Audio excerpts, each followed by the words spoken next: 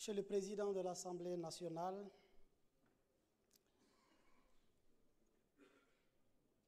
Monsieur le Secrétaire général de l'Assemblée nationale, honorables invités, j'allais dire honorables députés, distingués invités.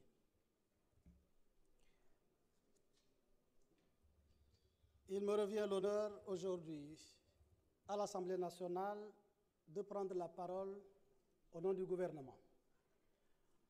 Après ma tentative de prise de parole ratée de la dernière fois, pour laquelle je salue de passage l'intervention de l'honorable Guy-Marie Sagna,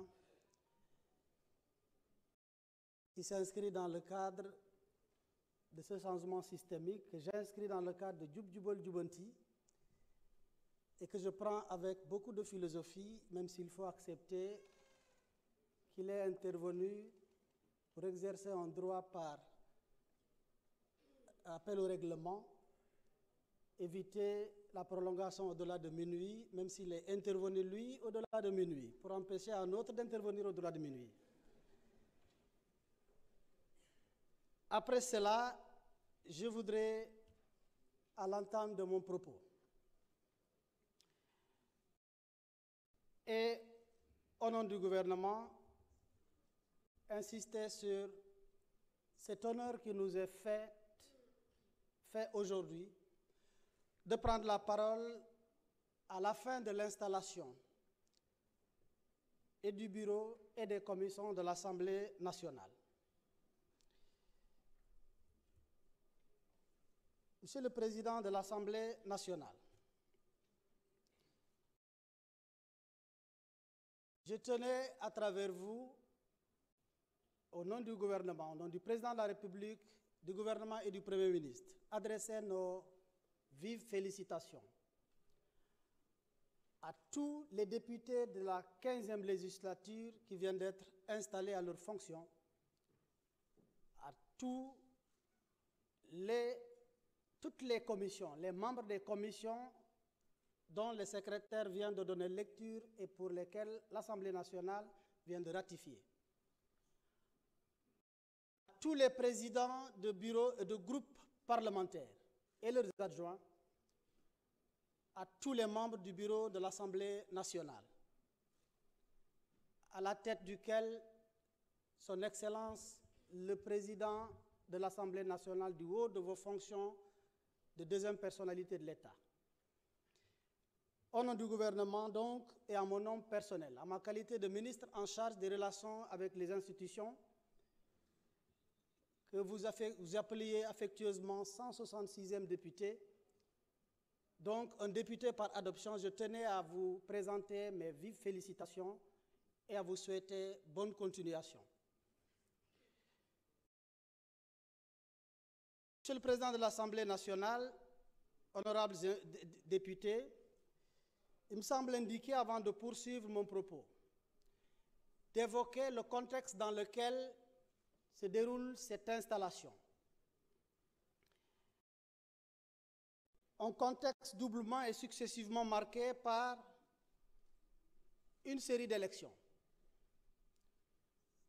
Si nous acceptons que le Sénégal, du point de vue de la forme de l'État, la forme de gouvernance, a choisi le système démocratique, nous devons ensemble accepter que l'élection est l'un des baromètres de mesure de l'efficacité et du dynamisme de toute démocratie.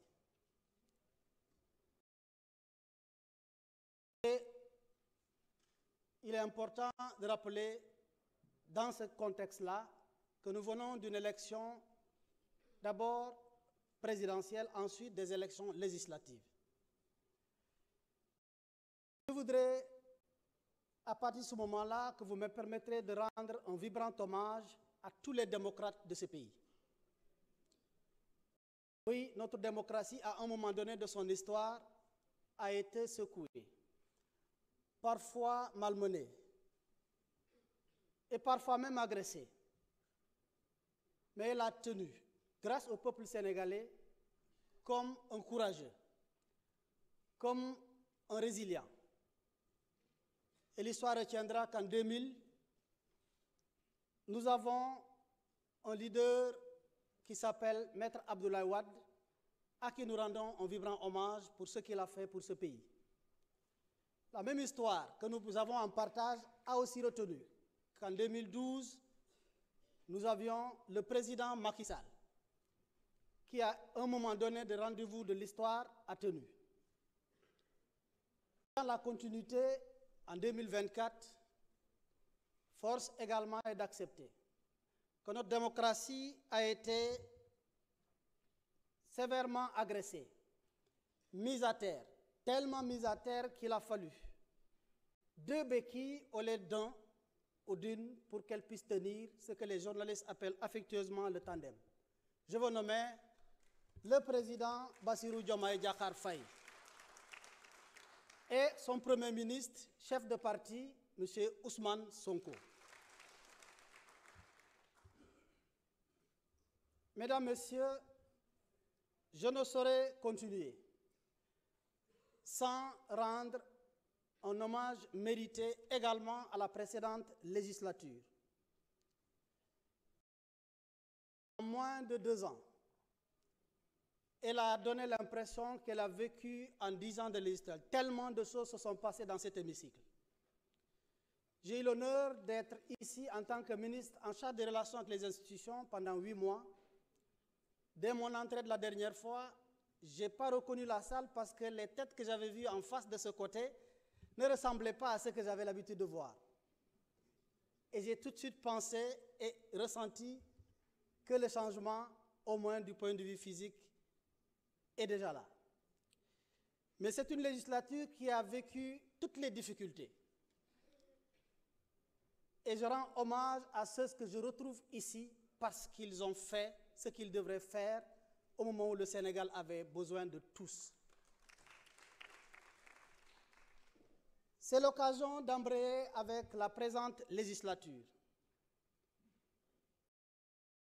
Je commencerai par ce que j'ai vu au niveau du perchoir, les 2 extrémités.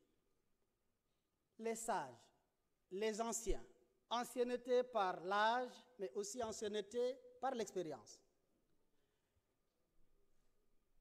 Je voudrais reconnaître ici un adage bien wolof qui dit « Ndeke mag baax na bàyyi ci réew rawatina mag bu baax ». À travers les anciens, je veux nommer le doyen Alakan.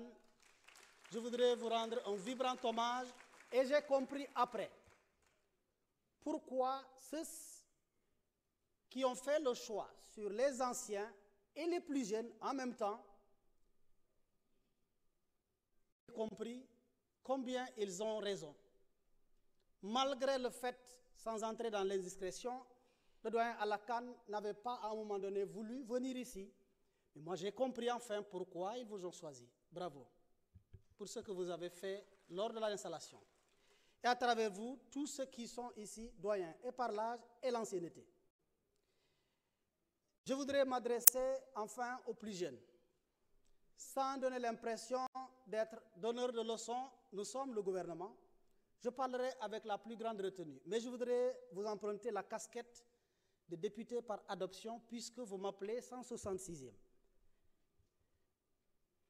Aux plus jeunes, je voudrais leur demander de reprendre davantage confiance en eux.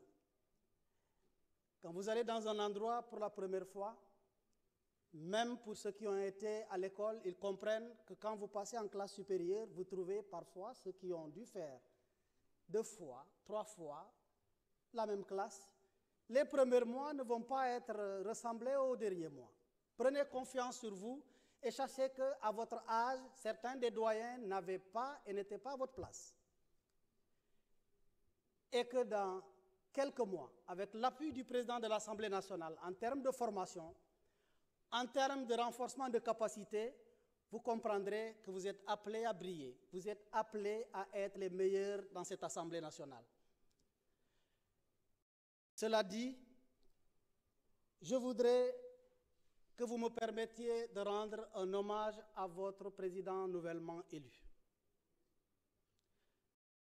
Excellence, Monsieur le Président de l'Assemblée nationale, pour ne plus vous appeler chers collègues, encore moins vous tutoyer.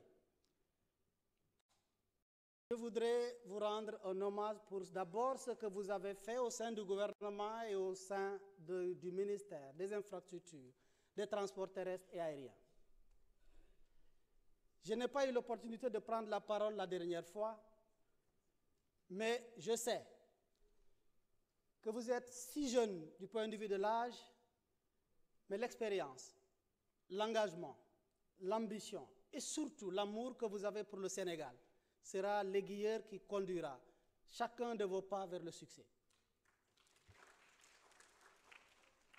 Ce que vous avez réalisé au niveau du ministère des Infrastructures, j'aurais bien aimé parler avant ce qui est survenu ne survienne. Parce que je sens que c'est lourd. Je sais qu'on ne pourra pas remplacer El Malik. On peut simplement le succéder et faire dans la continuation, mais dans l'innovation. Mais vous avez marqué de façon indélébile. Vous avez marqué sous votre magistère, ce ministère de façon indélébile. Et le peuple témoigne, le peuple sénégalais en est témoin. Je sollicite de vous prière, accompagnement, en vous demandant de ne pas décrocher si vite pour que ce qui doit être continué le soit et toutes les rénovations qui s'imposent également le soient. Cela dit, je ne saurais terminer mon propos sans prier un franc succès à la présente législature. Une législature de challenge, une législature d'attente forte pour le peuple sénégalais, une législature d'attente même pour le gouvernement.